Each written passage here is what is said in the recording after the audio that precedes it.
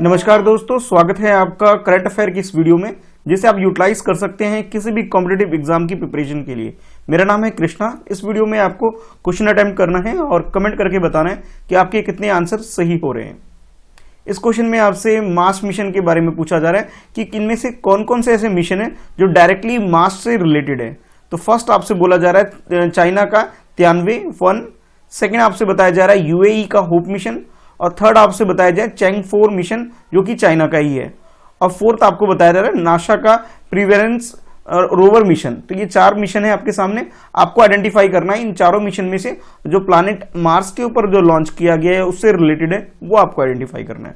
Option A की बात करें, इसमें आपको सेकंड और फोर्थ ये बोले जा रहे हैं कि ये दोनों बिल्कुल करेक्ट है। ऑप्शन बी की बात करें तो फर्स्ट, सेकंड, थर्ड ये तीनों करेक्ट है, और ऑप्शन सी में बात करें तो थर्ड को छोड़ दीजिए, बाकी जो रिमेनिंग है फर्स्ट, सेकंड एंड फोर्थ वो करेक्ट है। और ऑप्शन डी के अकॉर्डिंग ऑल 4 जो मिशन आपको दे रखे हैं, चारों के चारों जो मिशन है स्पेस मिशन, ये मार्स से रिलेटेड है। ठीक है, तो करेक्ट आंसर आपके अकॉर्डिंग क्या है, चलिए क्वेश्चन अटेम्प्ट कर लीजिए। तो इस क्वेश्चन की अगर करेक्ट आंसर की बात करें तो इसमें जो थर्ड वाला जो आपको दे रखा था वो गलत है। थर्ड वाला जो मिशन था चैंग-4, उस मिशन की अगर बात करें तो ये चाइना का जो ये मिशन है ये मून के ऊपर सॉफ्ट लैंडिंग से रिलेटेड है। जिस तरह से हमारी कंट्री इंडिया की बात करें, इसरो ने भी हमारी कंट्री की तरफ से एक चंद्रयान-2 लॉन्च किया था, उसी टाइप का मिशन आप बोल सकते हैं, जो कि मार्स से रिलेटेड नहीं है बल्कि मून से रिलेटेड है। ठीक है, तो थर्ड तो हमारा गलत हो गया, बाकी फर्स्ट बिल्कुल करेक्ट है, सेकंड भी करेक्ट है और फोर्थ भी करेक्ट है। यानी कि नासा वाला जो मिशन है ये भी मार्स से रिलेटेड है, और चाइना का तियानवे-1 ये भी कह सकते हो मार्स से रिलेटेड है। ठीक है, तो करेक्ट आंसर सी हमारा हो जाएगा।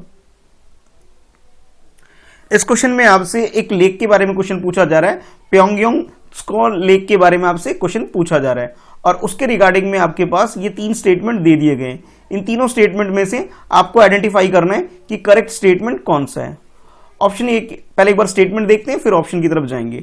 तो फर्स्ट स्टेटमेंट में आपसे बोला जा रहा है प्योंगयांग लेक की अगर बात करें, ये लेक हिमालयन रीजन के अंदर हमारी कंट्री के अंदर आप बोल सकते हैं लोकेटेड है।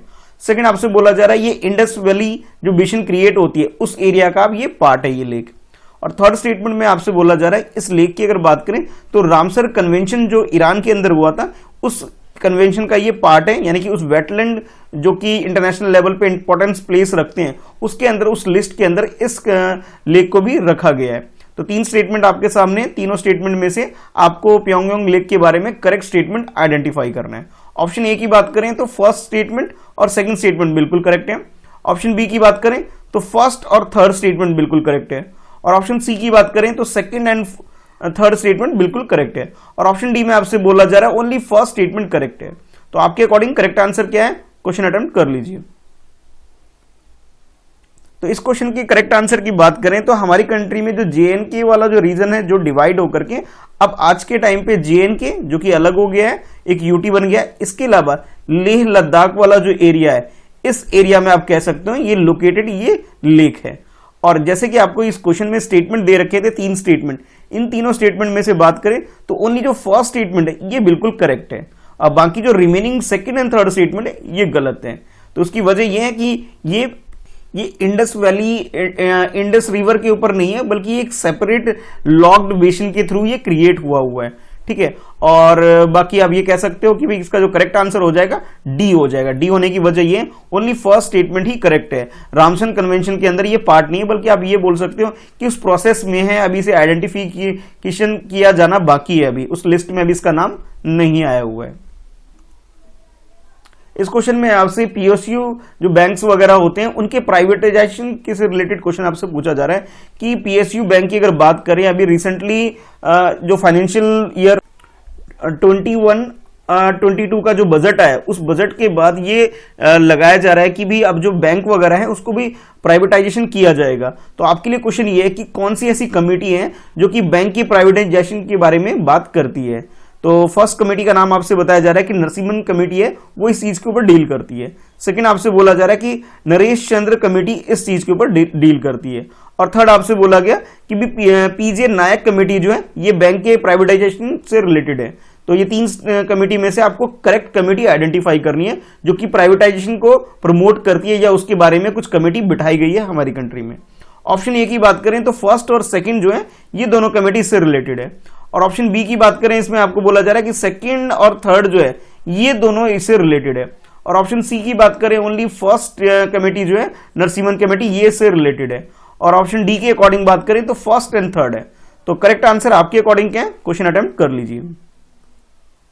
तो इस क्वेश्चन की अगर करेक्ट आंसर की बात करें तो सिर्फ सेकंड जो कमेटी दे रखी है ये इससे रिलेटेड नहीं है, बाकी फर्स्ट कमेटी जो कि नरसिम्हन कमेटी है ये भी प्राइवेटाइजेशन से रिलेटेड यानी कि बैंकों के निजीकरण से संबंधित है आप बोल सकते हैं, जो कि ये रिकमेंड करती है कि 33% जो शेयर है वो इसको प्राइवेटाइज कर देना चाहिए ये बोलती है। और नायक कमेटी की बात करें, पीजे नायक कमेटी की, तो वो रिकमेंड करती है कि 50% से बिलो होना चाहिए गवर्नमेंट का शेयर।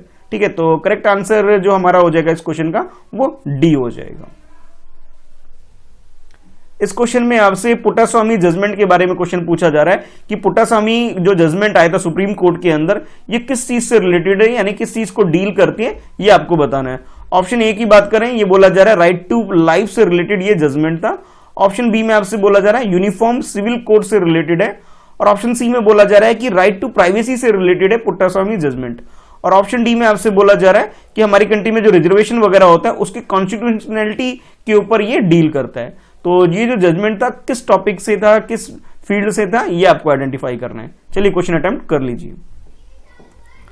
तो इस क्वेश्चन की करेक्ट आंसर की बात करें यानी कि पुट्टास्वामी जजमेंट की बात करें, केबी पुट्टास्वामी हमारी कंट्री में जस्टिस हुआ करते थे सुप्रीम कोर्ट के अंदर, और उन्होंने एक जजमेंट दिया था राइट टू प्राइवेसी के ऊपर कि भी राइट टू प्राइवेसी को आर्टिकल 14, 19 और 21 के अंदर कवर कर लिया गया, और ये बोला गया ये भी हमारी कंट्री के अंदर एक लॉ होना चाहिए, लोगों की प्राइवेसी को भी इसका कह सकते हो आर्टिकल 21 के अंदर आप डाल सकते हो। आर्टिकल 21 जो बोलता है वो लाइफ विद डिग्निटी की बात करता है, और प्राइवेसी मेंटेन करना भी उसी के अंदर इंक्लूड कर लिया गया है।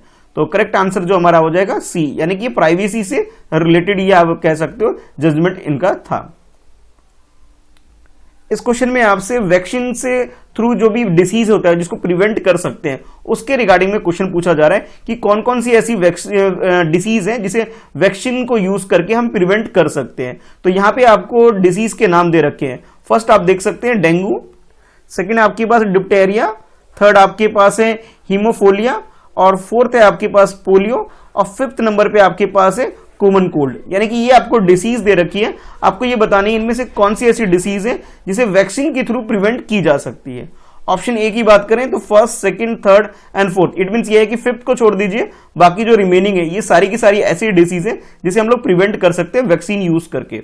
और ऑप्शन बी की बात करें तो फर्स्ट, सेकंड एंड फोर्थ, यानी कि आप ये कह सकते हो कि थर्ड को छोड़ दीजिए और फिफ्थ को छोड़ दीजिए, बाकी सारी डिसीज जो है उसे आप वैक्सीन के थ्रू प्रिवेंट हम लोग कर सकते हैं।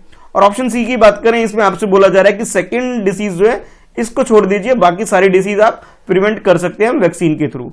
और ऑप्शन डी में बोला जा रहा है ये सारी की सारी ऐसी डिसीज है जिसे हम प्रिवेंट कर सकते हैं वैक्सीन यूज करके।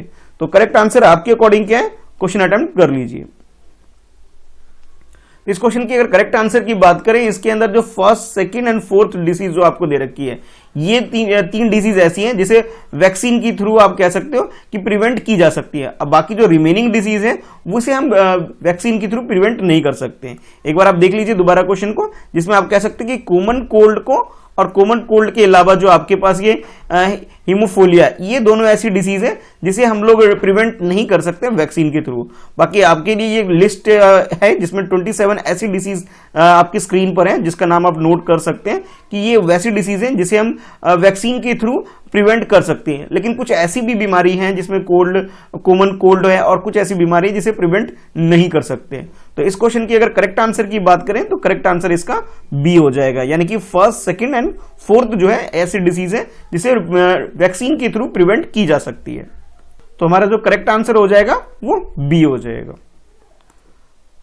अब आप स्क्रीन पे जो ये वीडियो आ रही है इसको प्ले करके रिवीजन करिए और बाकी कमेंट करके बताइए आपका स्कोर कितना रहा। चलिए फिर मिलते हैं नेक्स्ट वीडियो में। आज की इस वीडियो में इतना ही है। चैनल पे नए हैं, चैनल सब्सक्राइब नहीं किया तो सब्सक्राइब कर लीजिए, बेल आइकन और प्रेस करिए ताकि आपको आने वाली वीडियो की नोटिफिकेशन रिसीव हो सके। Thanks for watching.